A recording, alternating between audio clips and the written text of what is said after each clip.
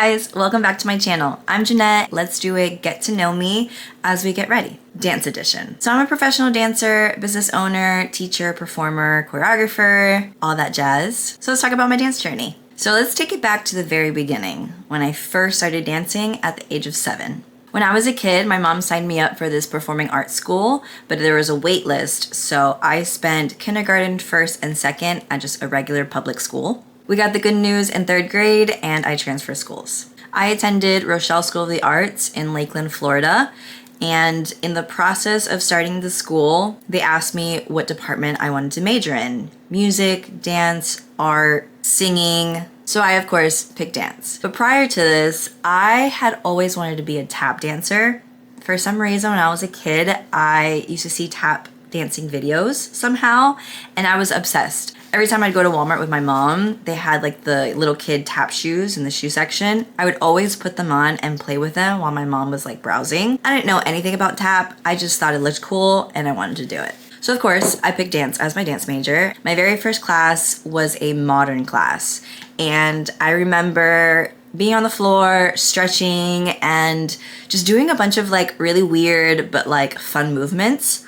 And I remember my next day was ballet class, and I immediately fell in love. You know how they say like when you meet a soulmate, like you just know, like they're the one?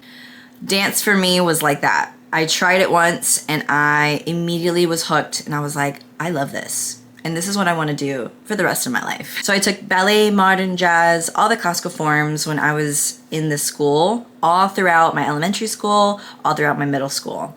And what was really cool about performing arts schools is that in between your math, your science, your English, you have your dance classes. I loved being in the dance department so much. A big reason why I really loved dancing was, of course, my teachers. My teachers made the biggest impact in my life during that time. When you're so young like that, having a positive, influential teacher is always the best. I can only imagine having a not so great teacher and probably not wanting to pursue dance.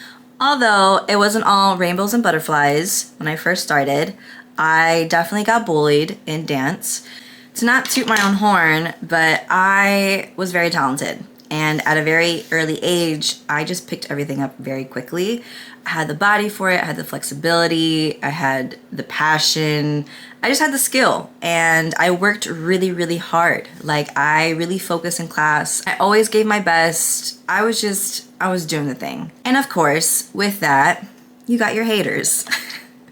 So I wasn't the teacher's pet, but naturally I was one of my teacher's favorite dancers. I took it serious and I respected my teacher, and there were a lot of dancers in my class that did not do the same.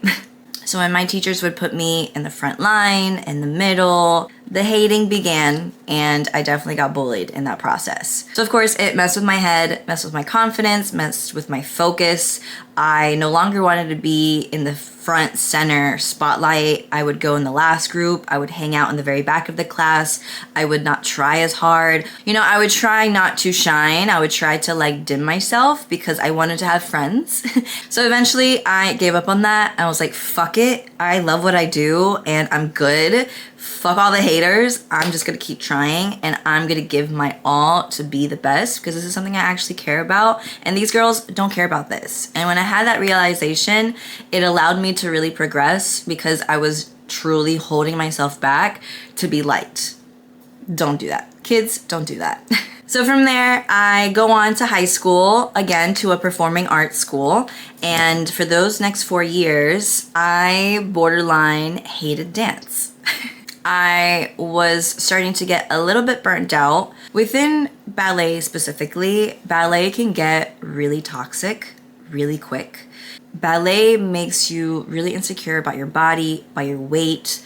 We are constantly being compared to these perfect ballerinas that are very thin, have been training their entire lives, and it just makes the process of wanting to become a ballet dancer really competitive. And if it's not done in a correct way, it can turn very dark and very toxic very fast. I unfortunately dealt with a lot of that toxic energy when I was training in ballet. Specifically, I dealt with an eating disorder in high school, which is so common amongst dancers, and it's just so sad and unfortunate because yes, awareness of our health and our bodies and ideal weight for what we want to do is important. Not saying that you need to starve yourself and you have to be super thin to be a dancer, because things have changed now, which is so cool. But you know, at the end of the day, it is an athletic activity. It is, in my opinion, a sport. Ideally, you do want a certain body type for this type of dance. There are positive ways to teach this and there are negative ways. And when you have your teacher compare you to all your other friends in class, line you up in class, ask you your weight, have you feel less than your best friend that's right next to you, it does a number on you. When you're a teenager, you're already dealing with a bunch of shit. You're trying to figure yourself out, and to have someone else also remind you that you're not perfect and you need to be like this to be good, it can fuck with you if it's not said in a correct way. Having goals and being inspired and wanting to be like someone and something is okay. It's great. It's great motivation. It's something to work towards. But to paint it in a light where it's like, if you're not doing it like this or if you don't look like this, then you're not it. And that's really toxic. So I have a Cuban mom. And my mom loves to make sure that I have eaten, that I'm healthy, dealing with the expectations from ballet. It was very contradictory for me, where I would go home and feel like I was too thin and I needed to eat to be healthy. But then when I was in school, I felt the complete opposite, that I needed to not eat as much because I needed to lose weight for what I wanted to do. As a teenage girl, that's so confusing. It didn't allow me to discover what type of body type I liked and I wanted and how I wanted to be.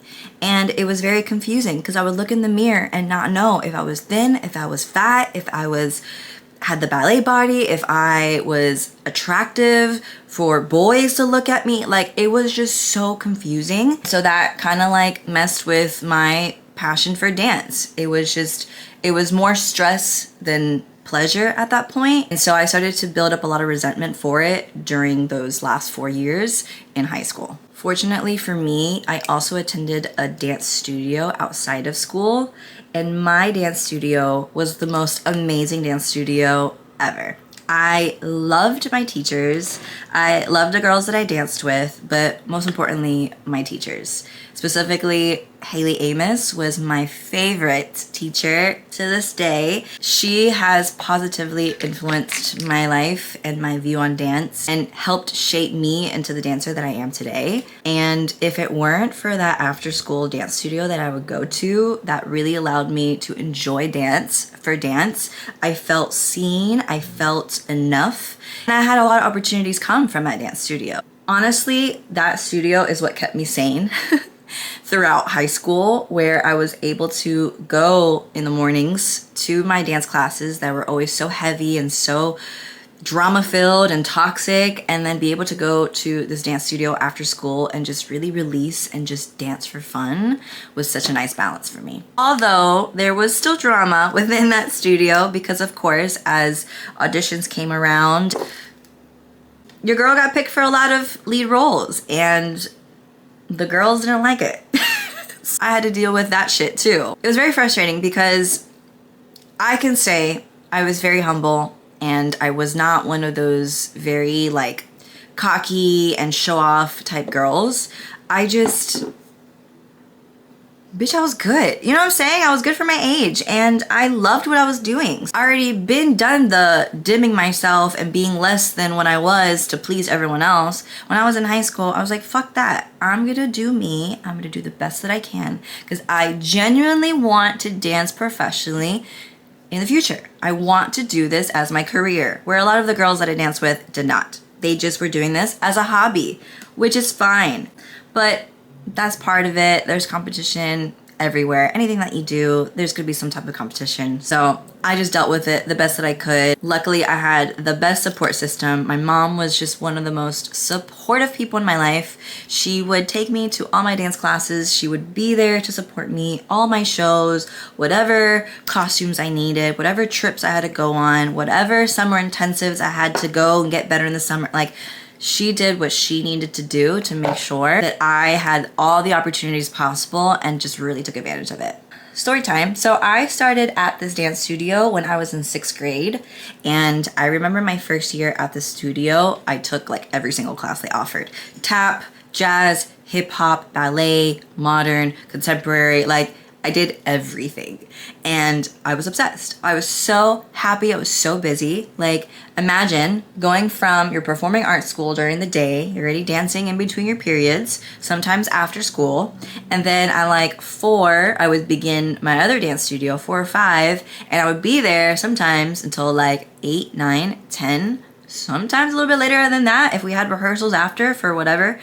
So I was just dancing all day long, and I would get home like super late from dance classes, have to do my homework, eat, shower. Like I would go to bed super late, but I loved it. I would loved it so much, and I wouldn't have changed anything. So after my first year, my parents unfortunately couldn't afford all those classes, and they basically were like, you got to pick one. We can't do all 10 classes that you're taking right now. You got to pick your favorite one. Maybe it was like 1 or 2 that they let me pick. And that's it, because that's what they could afford at the moment. And an angel came and presented me such an amazing opportunity after my first recital with the dance studio. When I was letting my teacher know, hey, for next year, I can't do this and that. At the very end of the recital, she came up to me and was like, hey, there's someone out in the audience watching that really loved your performance, loved how you dance, and wants to sponsor you at the studio for your time being here until you graduate. And she wants to pay for all of the classes that you'll be taking. At that age, I didn't know how to process that. I was just so overwhelmed, so thankful. And when I tell you I took full advantage of that, I took full advantage. I spent all of my time at the studio. Any class they possibly could have, I was there taking. I was even there assisting the younger girl classes. So I essentially trained for free my entire dance upbringing. Again, I was just so grateful. Dance classes are not cheap. Granted, I think I did pay for like my costumes, but I think that like my recital stuff was comp too. Like they took care of me.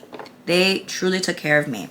But besides that, you know, I would also go and do auditions for scholarships for summer intensives. And my experience now being on like the other side of everything, where I like to help my students in situations where they're struggling, because I know what it feels like to want to do something, but just you literally can't. And in my experience, not everyone appreciates free opportunity, right? When someone is offering to pay for your classes, if something is free, a lot of times, unfortunately, people take it for granted and they don't use it. They don't appreciate it. I don't know what it is, but it's almost like when people pay for things, they appreciate it more because they're paying for it. It makes sense. It makes sense. But for me, it was the complete opposite. The fact that someone was gifting me free dance lessons for X amount of years and I could do whatever I wanted. Like, I was so grateful. I took full advantage. I missed only when I needed to miss, but besides that, I was always there. Okay, so we graduated high school. I get accepted to the University of South Florida, which is in Tampa, Florida, as a contemporary dance major. And there I had a full ride. Everything paid for again. The universe has been providing for my dance journey from the very beginning. And unfortunately, by the time I got to college, your girl was a little bit burnt out. And I was doing great at the beginning. I actually was placed in levels higher than the girls in my grade. I was getting picked for performances immediately, where freshmen typically weren't. I was doing my shit, and I was doing pretty good. The girl was a little bit burnt out, dancing from the age of 7 until you graduated high school, every single day, multiple hours a day, dealing with a bunch of different things within dance.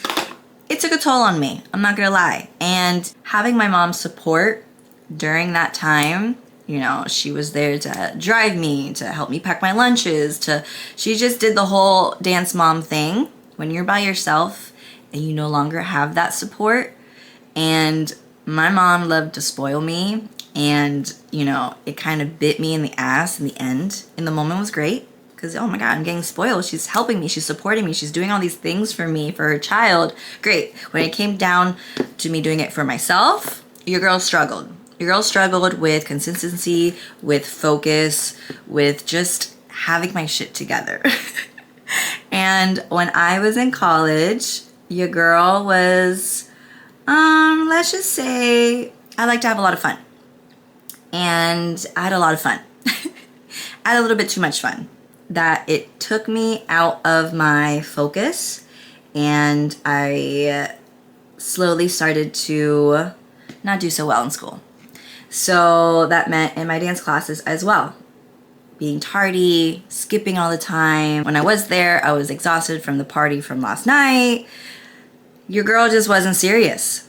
And it was just such a conflicting time in my life, because I'm like, bro, I was so serious for 10 years. Then now that she's in college, she's just like, she wants to do everything. Nothing was getting accomplished. In college, I also dealt with the weight issue. My ballet teacher in college would point out that I needed to lose weight, and he would recommend me to go swimming, to lean out, this and that. Looking back now, like, I was never overweight. Was I on the thicker side? Yeah. I hate to use the word, but I was never fat. I was always very athletic. I was always very in shape, but I did gain a little bit of weight once I got to college. You're freshman 15. It's a real thing, and it happened. So during my sophomore year in college is when my life kind of did this. Between my boyfriend at the time, my friend group at the time, and the poor decisions that I was making during that time, I ended up losing a lot of weight. I lost a lot of weight in a very unhealthy way. We'll just say that. And when I came back from that Christmas break to college, I went from being like 130, 135 to like 110.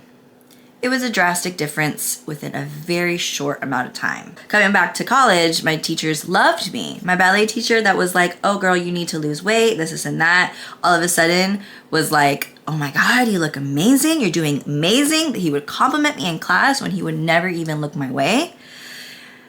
But then shortly after that, I ended up dropping out of college. I want to say I was 20 during this time, and this is when I entered my retirement. I quit dancing for 2 years. I eventually ended up moving back to Tampa. I was working at the Hard Rock Casino. I was a bartender. I was a server. I was making amazing money. Don't get me wrong, but I had no life. I was so depressed. I had no friends. I had no goals, ambitions. I had no plan for my life. My life was just very ordinary without a plan. Although I was young and enjoying living in the moment, I woke up one day and was like, what am I doing with my life? I have spent my entire life training in dance because I love it and because I was good at it. And then because of a lot of poor choices, I ended up quitting. But why did I quit forever? So I just had this big epiphany in my life. I was just so unhappy. I was so unhappy. And I said to myself, put your 2 weeks in today, figure your shit out, move to Miami, be a dancer. No plan, no job, no friends. I know nothing about the dance scene in Miami. I know nothing. Literally nothing. I've been out of the dance world for 2 years. I don't even know what's going on, what opportunities there are. I put my 2 weeks in and I moved to Miami. Within my first month of living in Miami, I Google dance auditions in Miami. And the first thing that comes up on my Google page is Salsa Kings dance auditions for their pro team and their student teams. And, you know, I don't know anything about it. And on the flyer, it specified that they're looking for dancers trained in ballet, jazz, contemporary, salsa, bachata.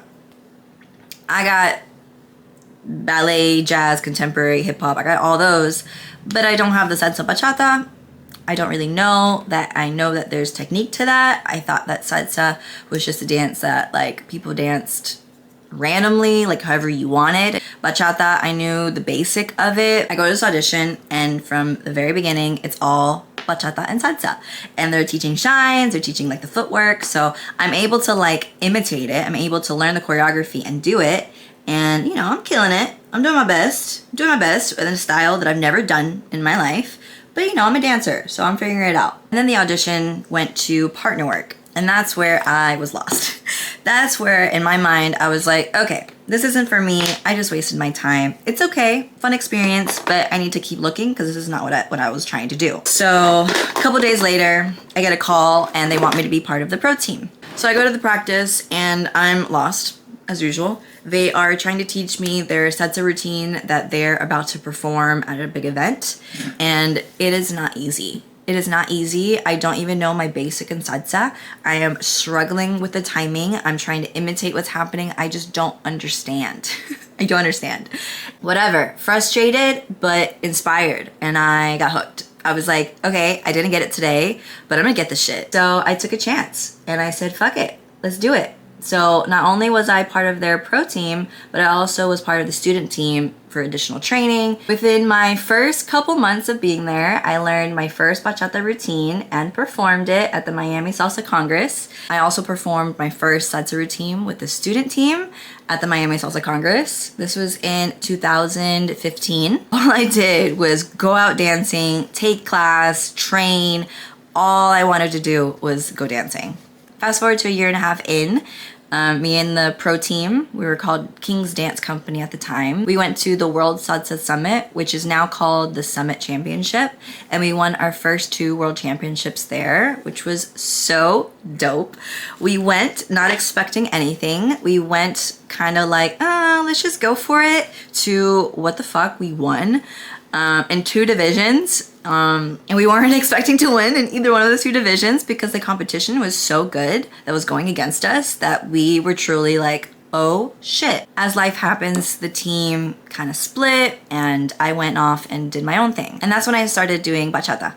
At this point, I had been doing majority all salsa professionally. Like I was going and teaching with them, I was traveling with them, but it was under like the salsa style. And then I decided to venture into bachata because I felt like I related to it a little bit more. The more of the fusion sensual bachata, modern bachata, I really loved it. It reminded me of contemporary. All the waves and the body rolls and the contractions and the emotion, and like I just dove deep into that. So within being a bachata artist at this point, I had a lot of opportunity. I traveled so much. I taught in a bunch of different events. I performed everywhere. Unfortunately, had a very toxic experience with my partner at the time. I definitely learned a lot. And from there, after I split with that awful partnership, I became a solo artist for a little bit before I met Roy, which is my current dance partner, which is an angel. I love him so much. So I came to a crossroads as well where I'm like, do I continue dancing? Do I quit dancing? If you're in a toxic situation and you feel like you can't make it by yourself, the answer is yes. 100% yes. So I did that. So I became a solo artist for a little bit. I was traveling by myself, doing solos, teaching classes by myself, and it was amazing. However, I did meet Roy, which is my current partner now. We've been partners for the past 3 years now, and it has been a dream working with him. I leave every practice feeling so revived, refreshed, inspired, exhausted, but just so happy and fulfilled. And I just love traveling with him too. He's one of my best friends and we just get along so well. We respect each other, we work well together, we deal with problems really well and healthy. So if you're ever in a really bad partnership, please don't stick around thinking that this is the only thing that is for you and this is the best that you can do, because I promise you there is way better out there. And if not, then you can do this shit all by yourself. There is so much space within this dance world that you don't need a partner to accomplish the goals that you want.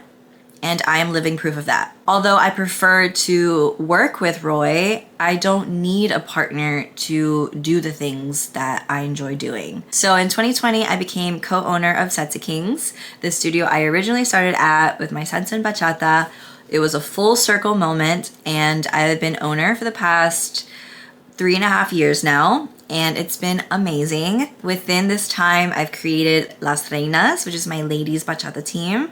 This year I created the Elite of Salsa Kings, which is the co-ed bachata team. And I have a group of students that are just so amazing, so inspiring, and work so hard that just make this whole process so much fun to do. I still dance professionally. I still travel, teach, perform, choreograph. I'm teaching locally. But at the end of the day, I'm dancing and I don't see myself stopping for a very long time.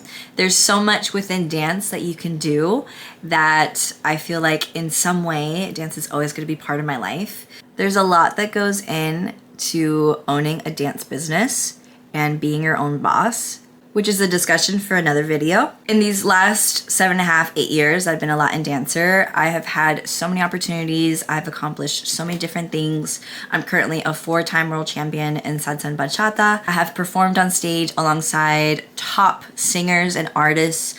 I have had the privilege of traveling to Europe, Mexico. I have traveled all around the United States. I'm just so grateful for all the opportunities that dance has brought to my life. I have been able to travel for free and be paid for it to do something that I would literally do for free because I love it so much. So I am forever grateful that I spontaneously woke up and decided to move to Miami because my life literally did a 180, and I get emotional thinking about it because I don't know where my life would be today if I didn't make that drastic change in my life. There were a lot of bumps along the way, but it's led me to where I am and who I am today. And I could not be more grateful. I hope you guys enjoyed it. If you made it this far, you're a real one. I'm looking forward to talking more about dance and having a bunch of different discussions about all the different aspects of what it means to be a dancer. So if you're interested in that type of content, please subscribe and I'll see you in my next video.